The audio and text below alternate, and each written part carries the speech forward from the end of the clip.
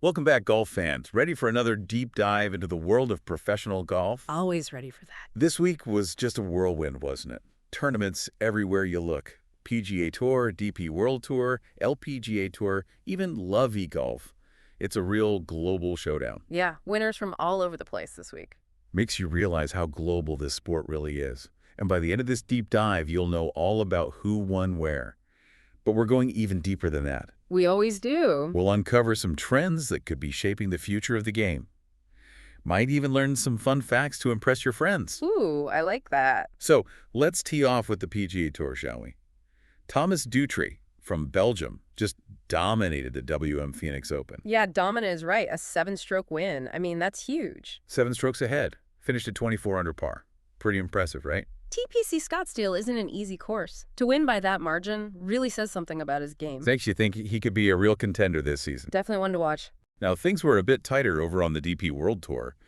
At the Commercial Bank Qatar Masters, China's Haotong Li had to battle it out right to the very end. Down to the wire. Last hole, needed a birdie to win, and he did it. Can you imagine the pressure? Must have been intense. Talk about nerves of steel. And on the LPGA Tour, Yealimi Noh had a week to remember. Her first ever LPGA Tour win. First one, at the Founders Cup, no less. And she finished with a score of 21 under par. A commanding performance, wouldn't you say? She was on fire all week, so consistent. I think we'll be seeing a lot more of her on leaderboards. All right, now let's talk LE Golf. This one's been stirring up a lot of conversation. It has, hasn't it? For folks who might not know, LIV Golf is a new tour with a twist.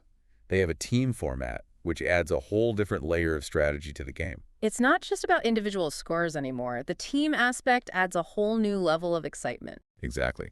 And the LIV Golf Riyadh Invitational, Poland's Adrian Meronk snagged the individual trophy. But in the team competition, it was Jon Rahm leading his team, Legion 13th, to a pretty decisive win. Rahm's a big name in golf, you know. His move to LIV Golf raised a few eyebrows. Definitely added to the intrigue. But he's proving his worth. Strong individual showing. And leading his team to victory. That's a statement. So, beyond the individual wins and new formats, what struck me this week was how global these tournaments are. I mean, we're talking events everywhere. You said it. The USA, Qatar, Saudi Arabia, even Kenya, Thailand, Singapore. Golf's passport must be full of stamps. Talk about frequent flyer miles. What do you think this says about the growth of the sport? Well, for one, golf is reaching a wider audience than ever before. New fans, new players. It's a global phenomenon. It really feels like golf is entering a new era, doesn't it? It does, and this international growth, it's shaking things up, makes the competition fiercer, which ultimately pushes the sport forward. It's like a global melting pot of golfing talent. And speaking of shaking things up, let's talk about the money involved. Prize purses are getting bigger and bigger. Oh yeah, the financial side of golf is a whole other deep dive. We're talking serious money now. Like, the Genesis Invitational had a $20 million purse. $20 million. That's a lot of zeros. How do you think this is affecting the game? Well, think about it. These big payouts attract top players, it raises the stakes, makes the competition even hotter, but it also makes you wonder. Wonder what? How does all this money influence player decisions? Which tours do they choose? Which tournaments do they prioritize? It's a complex landscape. Definitely adds a whole new layer of intrigue, right? Absolutely. Money talks, as they say. And in the world of golf, it's speaking volumes. But it's not all about the money. Sometimes real-world events throw a curveball, like the California wildfires forcing the Genesis Invitational to relocate to Pinehurst in San Diego. A reminder that even the world of golf isn't immune to what's happening in the world. Exactly. It was the right call, though. Player safety comes first. And Pinehurst. Well, it's a fantastic course. The tournament's in good hands. All right, so the Genesis Invitational has a new home this year. But what else is coming up on the calendar? Well, the DP World Tour is heading to Kenya. The magical Kenya Open's coming up, a real showcase for African golf. And for the LPGA, Thailand and Singapore are calling. Oh, right. The Honda LPGA Thailand and the HSBC Women's World Championship. Those are big ones. Some of the best female golfers in the world will be battling it out there. And for those who love that team format, LIV Golf's got the Adelaide event in Australia. Cameron Smith's team, the Ripper GC, will be defending their title on home turf. Sounds like things are about to heat up. But before we get ahead of ourselves, let's pause for a moment and think about what we've learned from this past week. What stood out to you? It's been a week of global triumphs, hasn't it? Winners from all corners of the map, Amazing scores, close calls, and a glimpse into how golf is evolving. It's an exciting time to be a fan. It really is. From rising stars to established names, the competition is fierce. And with all this change and growth, I can't help but wonder, what does the future hold for professional golf? Yeah, it's amazing to see golf thriving all around the world, isn't it? It's not just a handful of countries dominating anymore. This is truly a global sport with talent emerging from everywhere. It shows how universal the appeal of golf really is, reaching new markets, bringing in new fans and players. This growth is bound to have a lasting impact, I think. I'm curious, though, with all this international talent coming in, does it also mean more competition on the pro tours? Oh, absolutely. It brings this new level of excitement, you know? Yeah. And unpredictability. It pushes everyone to up their game, creates a more dynamic and competitive landscape, which, in the end, benefits both the players and the fans. Right, it's like a rising tide lifting all boats. Speaking of rising tides, let's talk about the money flowing into pro golf. Prize purses are reaching new heights. Like, the Genesis Invitational had a $20 million purse. $20 million. That's a lot of zeros. How do you think this is impacting the game? Well, the financial landscape of golf is definitely changing. These huge purses are attracting players from all over the world. It makes the competition even more intense, but it also raises some big questions about the future of the sport. Like what kind of questions? Well, how does this money influence players' decisions?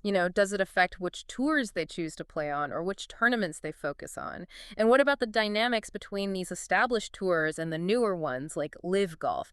It's a complicated situation. It sounds like these financial incentives could have a ripple effect on the whole golf ecosystem. Exactly. It's a complex issue with no easy answers. The financial side of things is a major factor. It influences everything from player contracts and endorsements to the whole global tournament calendar. Right, and speaking of the tournament calendar, let's look ahead at what's coming up next. First up, we have the Genesis Invitational. Usually it's held at the Riviera Country Club, but because of the wildfires in California, they had to relocate it to Pinehurst in San Diego. It's a good reminder that even pro sports are affected by what's happening in the real world. It was a tough decision to move the tournament, I'm sure, but it was the right call. Player safety has to come first, and Pinehurst is a great course, so the tournament's in good hands. It is unfortunate that it won't be at its usual venue, but I'm sure Pinehurst will make a great host. Definitely. And there are so many other tournaments coming up across all the different tours. The DP World Tour is going to Kenya for the magical Kenya Open. It's a key event that shows how much golf is growing in Africa. And we can't forget about the women's game. The LPGA has the Honda LPGA Thailand coming up, and then the HSBC Women's World Championship in Singapore. Those are going to be amazing tournaments. Top female golfers from around the world competing for those titles. And for fans of the team format, LIV Golf is back with their event in Adelaide, Australia. Yes. Cameron Smith's team, the Ripper GC, will be trying to defend their title on home turf. It's going to be intense. Sounds like we're in for some exciting golf in the coming weeks. But before we get too far ahead of ourselves, let's take a moment to appreciate what we've seen in this past week.